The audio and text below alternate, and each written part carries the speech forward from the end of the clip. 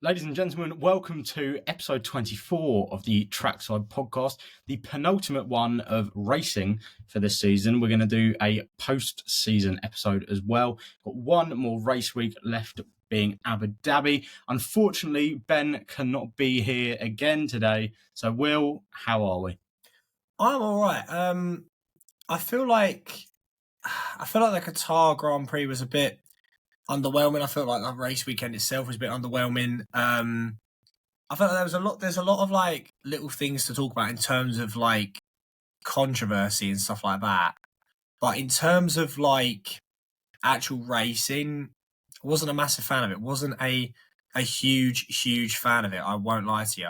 But there's still a Constructors up for grabs, and that is a very important point that we do need to go into. There is a very big fight still on, and I feel like that is the main talking point, I think, personally.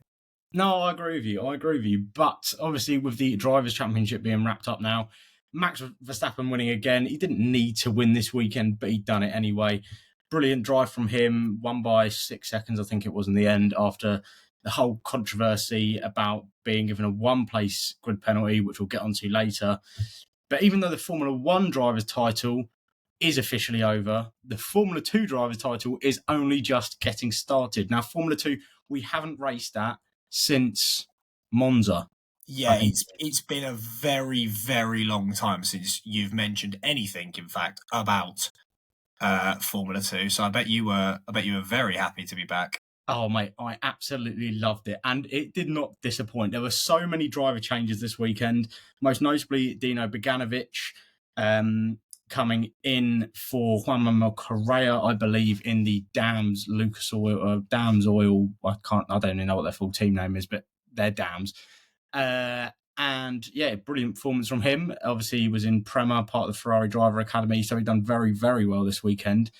But the main talking point coming out of the Formula 2 paddock this weekend is that going into the final round, or final 2 rounds, in Abu Dhabi, we have 3 drivers that can all still mathematically win the title. See, that's what makes Formula 2 so good. We've said it so many times. We've literally said it so many times how good Formula 2 actually is in terms of the competitiveness. And we've said many a times over the season that, like, if you're bored of Formula 1, have a change, have a switch, do it. And I think it just goes to show, really, like, what's actually been going on. And I think with everything wrapped up now, especially going into Abu Dhabi as well, I think it's definitely going to be worth the while to have a little watch of it, personally. That's what I think. It is going to be absolutely brilliant. So we've got Gabriel Bortoleto, obviously getting the Sauber seat next season, who is currently leading the championship by, I believe it's 188.5 points. Obviously, because for those who don't know, in Monza, Bortoleto and Hauger crossed the finish line of the sprint race at the exact same time, down to the not even the thousandth, the millionth of a second, the fourth digit behind the decimal point. So they were given half point each. And so Bortoleto is currently half a point ahead of Isaac Hadjar with only one race weekend to go. And then Paul Aron he's probably a little bit too far back, bearing in mind how consistent Hadjar and Bortoleto have been. He is 26.5 points behind Bortoleto, but it is still all to play for. If Bortoleto and Hadjar come together, Paul Aron is right back in the fight. So I'm so excited for this weekend. And I mean, watching Formula 1 this weekend was a bit of a dampener. I mean, the circuit itself, I don't think it's a problem with the circuit. A lot of people have been saying the circuit's really, really bad. But you watch the Formula 2, and turn 1 wasn't the only overtaking spot. There were overtakes going on all over the track. Unfortunately for me, one thing that was very bad this weekend is that Kimi Antonelli didn't finish the feature race, as Richard Verschoor had an unsafe release in the pit lane and snapping one of Antonelli's suspension arms, meaning he had to retire from the race. Seriously? But it was, it was quite annoying personally, but we live and we move on. And the rest of the feature race was thrilling. So Antonelli was parked up in the gravel.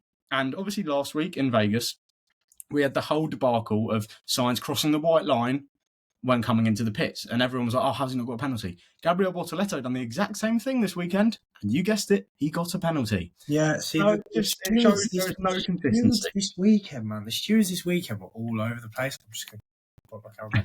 The stewards this weekend were absolutely all over the place, as we'll get into. But it's just like it's just one thing after another. It's like we can never actually have a. It's either the racing's really good, but the stewarding's awful. The racing's awful, but the stewarding's good, or just it's all bad. All good. Like it's never like, I don't know. It's not consistent. No, it's very not consistent. And this is the thing where we said about there being multiple like teams and multiple like different what's the race directors? Yeah, that's it. Multiple different race directors all under. It's been a long day. Multiple different race directors like operating in different countries and going to different races. There's not just one voice and one set of like rules. Because even though, as you can tell, even though there's a rule book, the rules are interpreted differently. It's opinionated depending on the different people. So it's one of those things. And yes, we'll get into it. I just couldn't tell you this weekend what they were thinking. But I think to wrap up Formula 2 as a whole, I mean, completely forgot, but huge congratulations as well to Abby Pulling, obviously the 2024 Formula 1 Academy champion. Huge congratulations to her. A stat that I didn't realise, she's not been off the podium all season. Yeah, she's great. So massive congratulations to her, but now there is huge pressure on her to go and continue getting those podiums in the final 2 rounds in Abu Dhabi, which I'm sure she will do because she is absolutely quality. So what's next? Do they have the chance to go racing like F3? So it's not Formula 3, but they're guaranteed so the prize is they get a seat in GB3, which is basically like Formula 3, but the British equivalent of it. So they don't go travelling the world like the F1 calendar do, but they compete in the same machinery, I think, as Formula 3 cars do. So it's still a step forward from what they're racing in at the minute. Obviously, it would be nice to see the champion get a bit more of a boost than that kind of level of racing, but she is still very young. So huge congratulations to Abby Pulling, especially being part of the Alpine Academy team.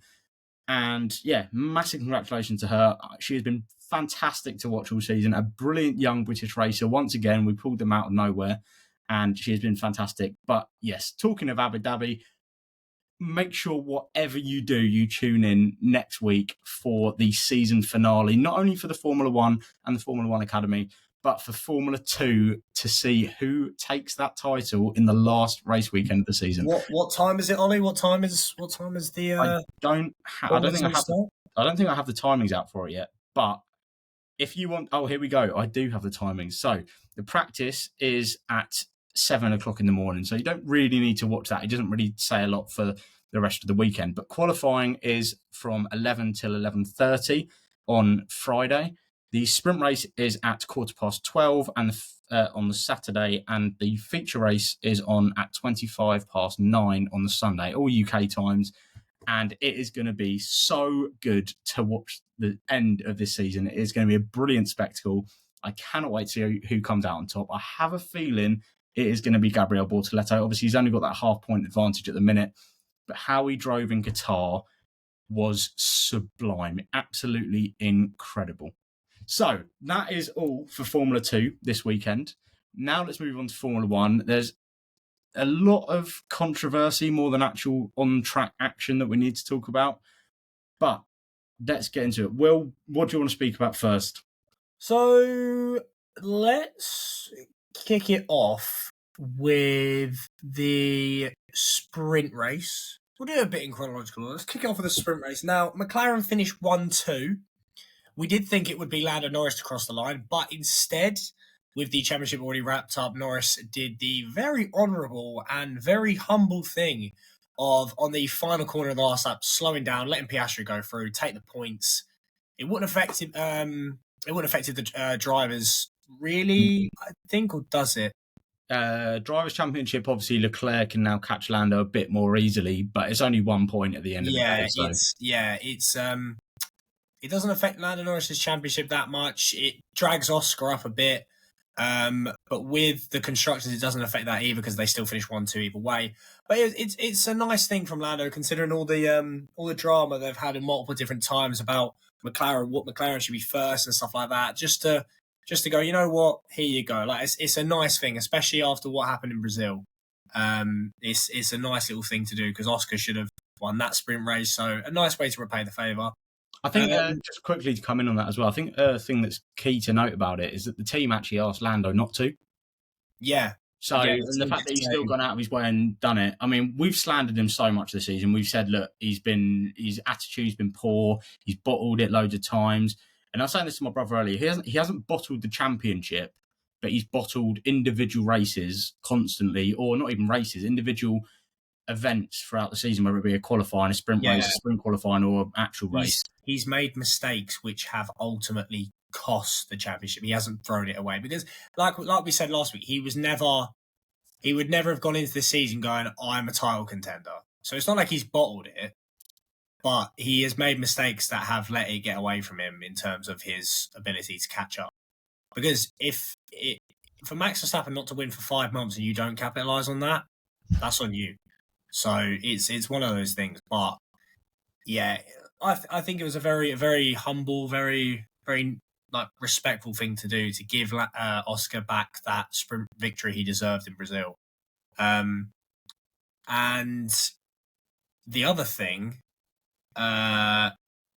is that, I mean, personally, overall, I thought the entire weekend in terms of the racing, like, very underwhelming. Very underwhelming. I mean, the sprint race was dead boring. We're not going to beat around the bush. It was so poor. I mean, for anyone who watched it, it wasn't great. Obviously, sprint qualifying what I can remember, I mean, that says it all really. It's not a memorable sprint qualifying event. So, yeah, that wasn't great. And then qualifying on, I think that's pretty much all we need to say about sprint quali. There wasn't really, and the sprint race, there wasn't really much to go over. But then going on to later on in the day, the actual qualifying itself, again, not really too eventful. I think the most eventful thing to happen was that Perez actually made it out into Q3. Oh wow! Which is mad to think that that's one of the main talking points. But then. We begin our first drama of the weekend with George Russell coming to blows with Max Verstappen while both on a slow lap. Well, no. Max is on a slow lap. George is on a warm-up lap. So, on a warm-up lap is about 70% speed. Slow lap is about 20. So, Ollie, tell me your take on it. Because I think... So, ultimately, Verstappen then got pole in quali. Verstappen got pole in quali and then was stripped just one place. Not that the penalty was one place, so his pole was taken away. Now, Ollie, one penalty place for obstructing a driver who's on a warm-up lap. What do you make of it? Because one, I thought it was quite unlucky where they ended up meeting because the racing line goes from out to in to back out again. So he can't go out, in, out. Unless he's literally on the runoff, there is no way of you getting out of the way. And then it's going to be classed as him being a distraction off the track. So it's lose-lose. I think it's really unlucky where they meet. But did you see, the talking point is, and I think Sky made a bit more of this, because I don't know whether Sky... so basically, it came out then after, between quali and the race itself, that Max Verstappen had been to the stewards room and he basically said, and to quote, "I have never seen someone try to screw with me so much." And Sky F1 made it out like he was talking about George Russell. I personally don't think he is. I think he's talking about the stewards. But what do you make of it? One, what do you make of the punishment and how it happened? Two, do you think Max is saying that George is trying to screw with him, or if it was the stewards? I think the first point that you said about like what the punishment was, I think is absolute ludicrous to give someone a one-place grid drop, something we have never seen before in the sport, by the way. Give someone a one-place grid drop. It's like, it just doesn't seem right. Usually for impeding someone on track, you get a 5-place grid drop, I believe. One, just because and this is what I was going to ask as well. If he'd have been P2 or P3, would he have got that grid drop? Or would the grid drop have been like 3 or 5? One place just so he doesn't start on pole seems very convenient. But do you think as well that it might be because it was George and it was them two that were first and second, that they were like, oh, okay, you impeded him, but we're just going to put you behind him instead. We're not going to take we're not going to put you too far back. We're just going to take you behind the driver that you've impeded, who was also on pole. I don't get it. I really don't get it. It's very harsh. It's very harsh. I think you either got to go, right, it's nothing or it's a 5-place. Like, that's how it usually works, not a 1-place. Like, we're going to be having 2.5-place grid drops at this rate. Like, what on earth is going on? Yeah. And the whole thing of what happened in the steward's room, I mean, from all that I've seen, it does sound like it was George. I mean, obviously, that George was saying that to the stewards, trying to get Max a penalty and everything like that. But I think that's purely based on the fact of, from everything I've seen on social media, it seems like Max is saying that, yeah, look, George isn't the person that everyone thinks he is. He's a bit of a not nice person, to put it lightly. So what I can't work out is Max still keeps the pole, doesn't he? It's not like he's had the pole taken away from him. He still keeps the pole. What, as in stats-wise? Yes. Oh, right. Oh, I didn't realise. So he still keeps the pole. He just gets a 1-place grid drop for Sunday's race. That's what it was. It was a 1-place grid drop. He still kept the pole. It's basically like if you're on pole, but then you take an engine penalty, you don't then lose the pole. You're just then put back of the grid, towards the back of the grid. So it was very interesting that he would still get given the pole and then just to remove him anyway. I mean... And that kicks off a weekend of... I mean, I've got a list here. I've got a list here which someone put on Twitter of everything that happened. And just to, like, briefly go over it, they were handing out... I mean, Crofty kept on trying to put this in the commentary. And I've said before, Crofty, I think, is a good commentator, but I don't think he's the best that commentates on motorsport. Obviously, I quite like Alex Jakes. I think he does a brilliant job in Formula 2 and for F1 TV. But Crofty was trying to push this whole thing of, there's more penalties in the Qatar World Cup final. I think he said it about 4 times during the race. It's like, the first time it was good, but you've said it one too many times now. For me, the absolute 2 goats of motorsport commentating are John Hindhaugh and... what's his name? I know him. I've literally met him. I have a photo with him. I literally have met him and I have had a photo with him. Murray Walker? Murray Walker's up there as well. But no, there's another guy, and it will come to me later. But me, John Hindhaugh is up there. Amazing. But I completely agree with you. I think that sometimes Crofty does too much, and one of them was this weekend. And I think he only ever does it when he's doing it, because it's when the races are dull. That's when he's doing it. Mm-hmm. So let me get on to everything that happened this weekend. I have taken this off of Twitter, and someone has made a list of it, so made my job very easy coming into this podcast. So, turn 1 incident: Ocon and Colapinto collide, and Hulkenberg obviously gets a puncture after the incident. So that was once again another 3-wide incident in Qatar.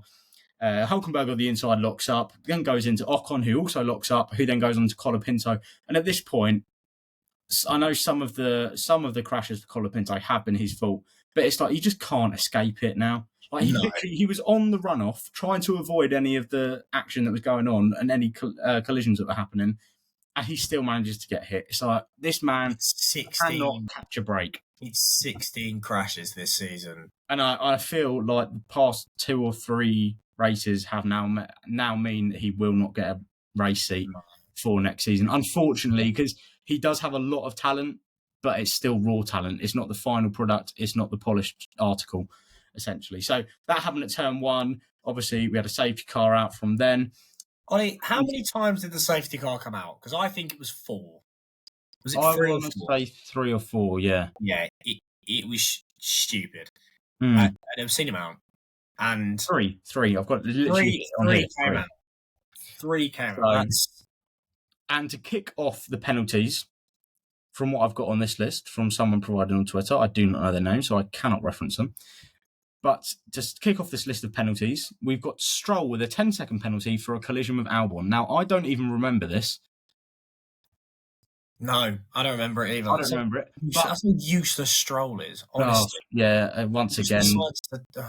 I mean, the Aston Martin this weekend, Alonso was really. Yeah, Alonso had enough. Alonso was very vocal over the radio about how much he'd had enough. I was half expecting GP2 engine again, but there we go. Yeah. So yeah, we had that. Then we had we also had 3 safety cars. The Mercedes incident, which was very weird, where Lewis was reporting the car was starting to turn, and then George saying the car wasn't turning at all. So I don't know what's going on there. Another mixed weekend for Mercedes, I think personally. George having an absolute flyer, and Lewis is so done. Lewis could not care. Lewis has had enough. I guarantee you, he has ordered himself the most luxurious suite that he can find in Abu Dhabi, because he's just going to he's going to finish the race. He's going to walk straight through. He's going to be like, I'm fine. At this rate, he's not doing donuts. At this rate, he's not doing donuts. He's not going to care. He's literally going to get out of it. No. And I think, speaking of Lewis, we've got to get onto this. And me and Finney were speaking about this. Obviously, Finney was on the podcast recently. And it reminded me of an incident that happened earlier on in the year that wasn't penalised. So obviously, Lewis got a 5-second time penalty for a false start. Now, when you watch the replays, Lewis, I know it's all done on reaction time, but Lewis lets go of the clutch literally as soon as the lights go out. Like, okay, you could say, okay, yeah, it's not reaction time, it's kind of anticipation. He kind of guessed when the lights were going to go out. But it's like, how are you giving time penalties for that? When Lando, earlier on this year in Saudi Arabia, if you remember, because George came over the radio and was very vocal about it, Lando quite literally jumped the start, stopped again, and then carried on going. No penalty for him. So it seemed very, I don't know, it just seemed really fishy. Again, it's coming back to the whole thing of different stewards at different races really do cause problems. Yeah, exactly. It's like I said, it's a rule book, is it? But it's how the rule book's interpreted. And that is still the main issue, I believe, in Formula One with the whole decision making and stuff like that. It's just so many errors, man. Just so many errors. Lewis's time of getting penalties did not stop there. Obviously, he got the was it a 10-second or was it just a drive-through? 10-second for speeding in the pit lane. And then he also had to do a drive-through, I believe, did he not? I think so. I think he might. Because that's when he done the drive-through and he said, just retire the car. I'm done. Just retire the car. His team then said no. His team then... No, I thought it was the team. No. The team said box to retire the car and he said no. No. So was it not? No. So I thought it was the other way around. Yeah, no. So he said, look, I just want to retire the car. Like, there's no point. Just retire the car. I'm coming into box. And then as he's driving down the pit lane, so this must have been through when he had the drive-through penalty, he was straddling, you know where it says Aramco on the floor, so it divides the pit lane and the pit boxes. He was driving across them almost as if to say, look, I want to. And then his team obviously just said no, because I think my reasoning for it is, I think their Mercedes reasoning for it was the fact of, if you do this and don't serve your penalty, then you're serving a penalty next race. In your last race. That's why a lap later, Mercedes then came over the radio and said, yeah, okay, retire the car now. And it's kind of like... He didn't. And he didn't, because I think it was a whole thing of like, when your parents ask you to do the dishwasher when you're already doing it.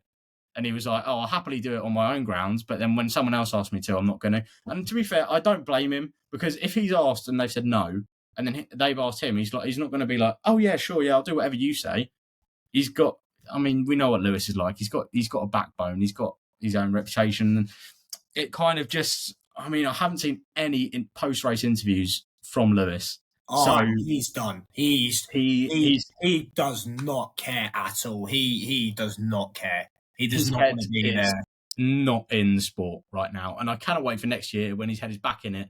and him and Fred are back together again, because that is going to be sublime. But that's not the only penalties Mercedes got this weekend, because George Russell then got a penalty for a safety car infringement, but they didn't specify what. I'm so like, it's like they're overcompensating essentially, I feel, because it's like 1 week they're saying, oh yeah, the British bias is unbelievable, and then the next week they're literally throwing all the British drivers to the curb. So every single, oh my god, it was. Yeah.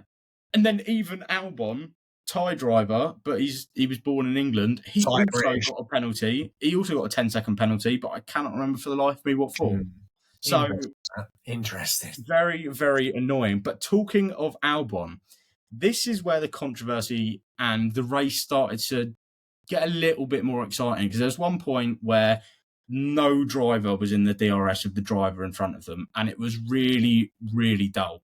And then all of a sudden, going down the home straight, Albon's wing mirror held on by duct tape, I presume, because of the mechanics of millions. The amount of time they've run out of screws. The amount of times they've had to replace it. And Alex Albon's wing mirror, literally, have you seen the onboard of it? Yeah, it's stable 1 minute, literally like pan flat, and then just goes, just falls off, and then it's in the middle of the track, and you would think, right, okay, surely middle of the track, there's a literal bit of car sitting on probably the fastest part of the track. It's basically if you're going to overtake into turn 1, it's the racing line to overtake down the inside. Yeah, it's pretty important. That kicked off a huge, huge chain of events. Obviously, we'll get on to the Sainz and Hamilton problems, but the main problem was Max Verstappen. Well, not Max Verstappen himself, but he was.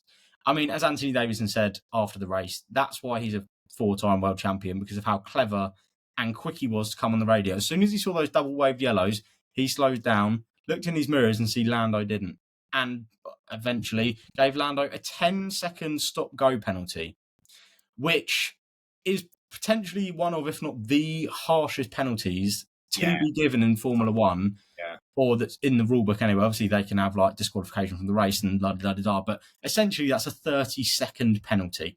Yeah. Now, I don't understand. Obviously, if it's in the rulebook, it's in the rulebook. But for something like that, a 30-second penalty, if it was a stop-go, if it was like a drive-through or a 5-second or 10-second time penalty, I don't think anyone would really be too up in arms about it. I mean, Norris himself has said, you know what, fair play, like I've broken the rules. But for a 10-second stop-go, I mean, what are your thoughts on it? I think it's a harsh penalty, but it is fair. Like, it's a fair one in terms of it is a penalty. Like, double wave yellows is a massive thing. Double wave yellows is the second stage of caution. So you've got single, and then you've got double waved, and then you've obviously got VSC safety car. And if you break that, that's pretty bad, because there could be a marshal on track or something like that. Like, you're supposed to slow down and be prepared to come off the racing line. There's an incident directly ahead. Like, there could be a marshal on the track. You don't know. But a stop go. 10 seconds as well. 10 seconds. So, yeah. It's harsh. It is harsh. Wasn't great. And then obviously Lando had a bit of a bee in his bonnet, to say the least, for the rest of the race, putting him fastest lap after fastest lap after fastest lap. He's done brilliantly to recover to P10. But that wing mirror, that godforsaken wing mirror, really showed the incompetence.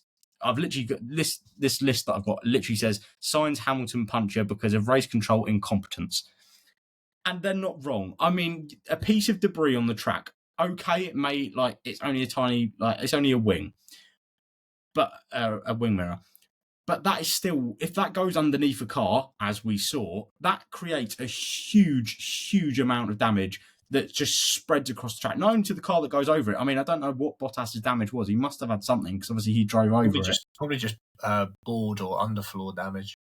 Probably just lost air or underfloor. Yeah. But then that obviously led to the chain of events of where we're cut to the cameras of Lewis Hamilton and Carlos Sainz, both with front left punches. And it was just like, we could see it. Jensen and Button on co-commentary. Obviously, Crofty was saying it as well. for ages, for about 5 laps, they were saying they need to bring out a safety car. They need to get someone on the track to clear this because it's not safe, and they didn't. And it resulted in all the stuff that then kicked off. I mean, obviously we had the Lewis Hamilton puncher, the Carlos Sainz puncher, literally them limping around the track, just trying to go round and get back to the pits, basically kicking off the rest of his race and how unfortunate it was for him. Fed up at that point. But then also, while the safety car was out and just before it was coming in, Sergio Perez's luck struck again and he spun round. We don't know why. He reckons he was hit. He reckons he was hit from behind. I don't think he was. I think that's a Ericsson hit us moment from Grosjean in Baku in 2017. One of the two. I don't believe he was hit by anyone. Obviously he retired with engine issues, so it might have been a thing of he put his foot down, his engine went, and the back end just went round.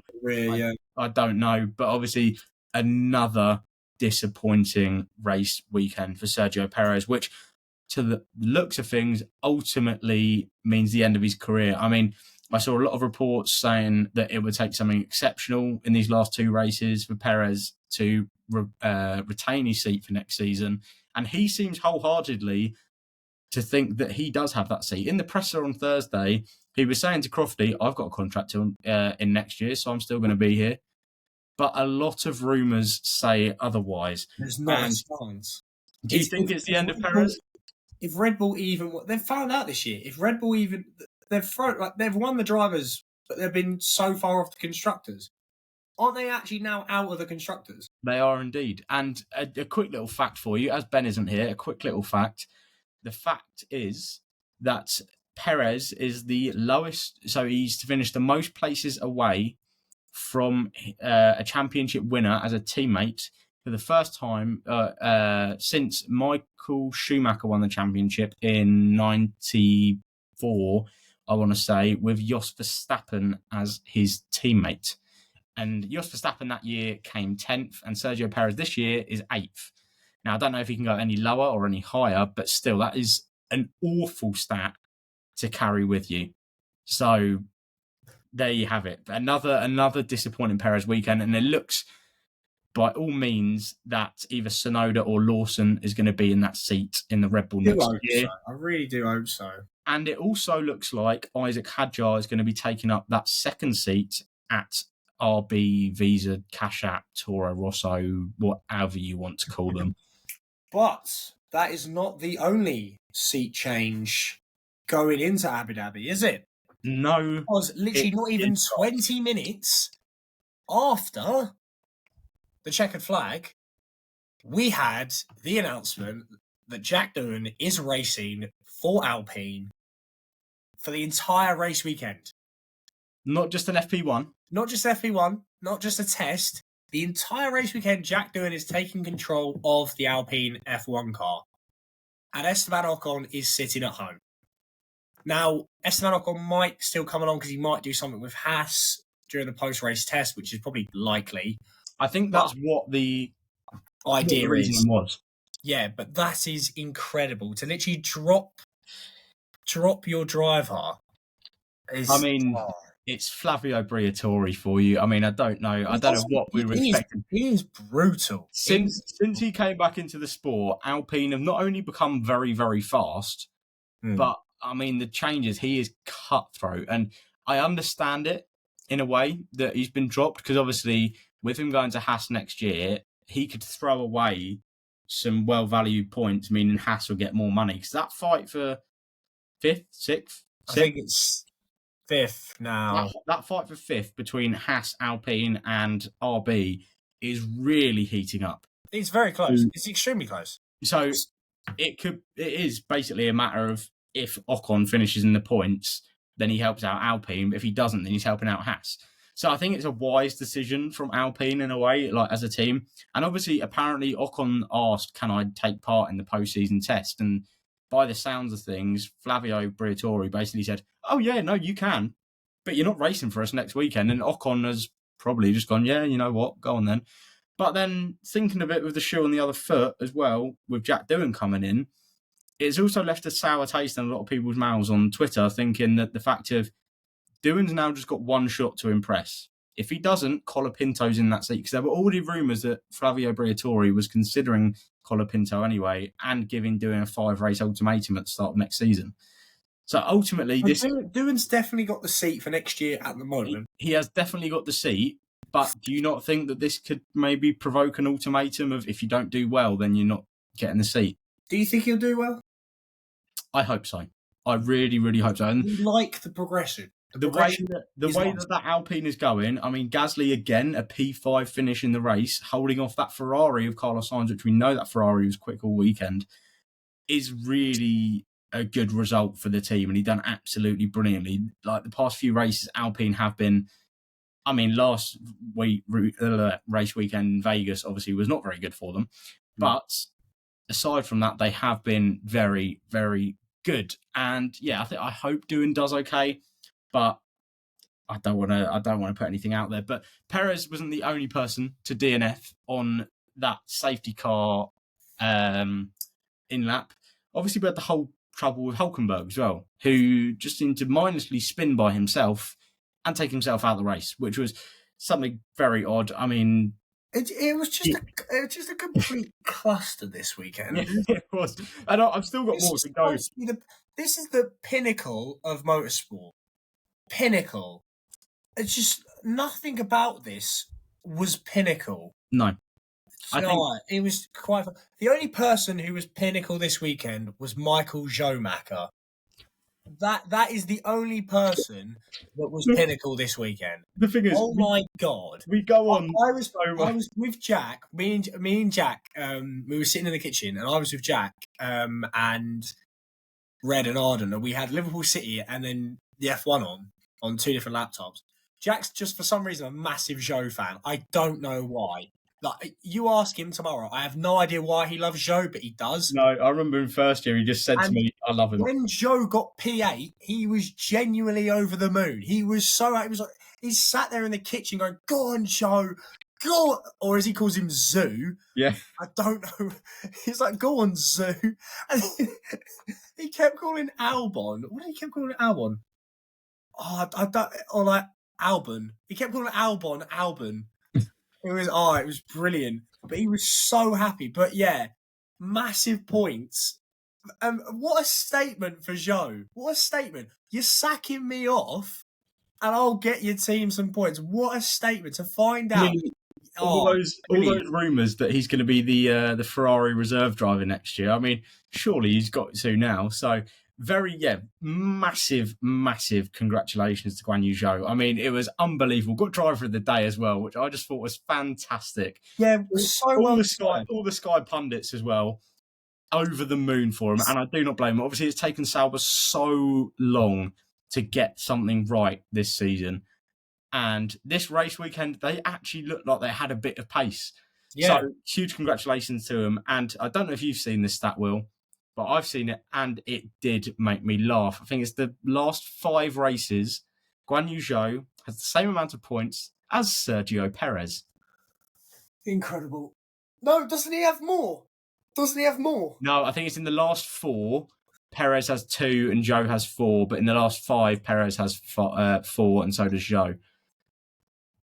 It tells you all that you need to know, but I think, yeah, great weekend for Guan Yu Zhou, and obviously there were all the Sky pundits speaking to him after the race.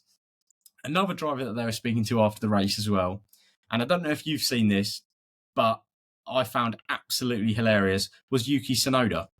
He then went and spoke to motorsport.com, and if I can find the quote, because this is probably the funniest funniest thing to happen. It's Tsunoda. What's he come out with now? What's he said? So, it's Sauber. All I'm going to say, so to get your brain thinking while I try and find it, the word that is the key point in this is beaver. Right. Sure. I mean, while you find that, I'm going to say Guan Yu Zhou is my driver of the day, just for Jack. Just for Jack, Guan Yu Zhou is my driver of the day. I mean, without a doubt, I think I think it was incredible. You know, first points of the Haas, in the Sauber. I think that is incredible. I mean, it was close between him and Gasly. I'm not gonna lie, but I think I'm gonna go with Zhou Guanyu as my driver of the day. Yeah, no, he done absolutely brilliantly this weekend, and yeah, I think I mean, as they said in the commentary, the last time that the team got points was Qatar last year, so they've gone a whole year without any points. And if you think back to the start of the season, their pit stops were like averaging 30 seconds to now be doing. Haven't they gone over a year? Because haven't they gone over a year technically because the Qatar Grand Prix was moved back? Yes. Yeah. Crazy. So I have now found it. So this was to motorsport.com when Tsunoda was speaking to them after the race. So the whole thing is asked by motorsport.com if he, Tsunoda, had seen the mirror. Tsunoda said, "Was it a mirror? I heard beaver." My engineers said, "There's a beaver."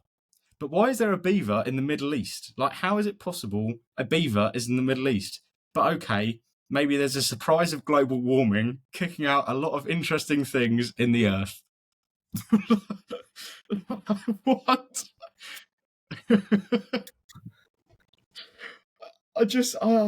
I'm so like. Is he right? I actually love Yuki Tsunoda. He is such a good character to have around the paddock. But a beaver. I can't believe there was rumours of him leaving, of him basically getting kicked out. I was so upset. Just sprung to me. I know what the Albon penalty was for. And it sparked something very funny during the race. It was when Albon seemed to continuously be pushing drivers off the track at turn 1. Most namely Kevin Magnussen. Yes, I know exactly what you're going to say. And after eventually getting round the outside of Alex Albon with a superb move, Kevin Magnussen then came over the radio and simply said, "F off." Obviously, in a very celebratory way. Yes. Hilarious. And then his race engineer also went, "Well in, K-Mag." So it was, I'm really going to miss Kevin, and I beg that he goes to IndyCar because it would suit him so. He'll be in a racing series. He will be. I really hope he will be. From me and Will, that is all. We'll be back for another episode next weekend, and it's going to be a live one. Then one more after that, and that is the season end for season 2 of the Trackside podcast. So it has been another very awfully officiated race weekend. I feel like we said that a lot this season, but we will be back with another episode next week. So thank you for listening. Thank you for watching. Check out all the social X, TikTok, Instagram, YouTube, Spotify, and see you all for another episode next week.